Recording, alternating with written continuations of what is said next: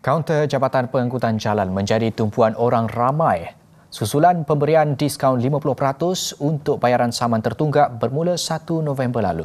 Pemandu mengambil peluang itu bagi mengelak tindakan mahkamah serta disenarai hitam jika masih ada tunggakan saman sebelum 1 Januari tahun depan.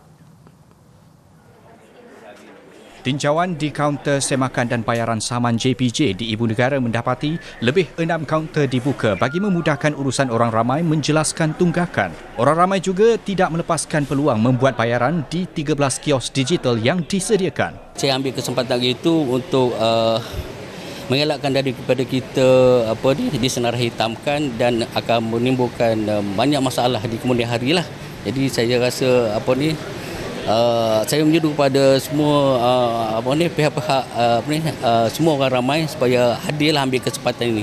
Ini diskaun manfaat lah, sangat manfaat kepada saya sebab saya kerja ada gaji mah, tapi 300 gram mahal tau. So 100 bolehlah settlekan. Ini datang untuk JPJ untuk bawa bayar saman. So diorang ada bagilah diskaun 50%. So dapat bayarlah hari ni. Tapi Jumaat masa tak cukup lah untuk bayar. 2.45 kena datang bayar balik lah saman ni.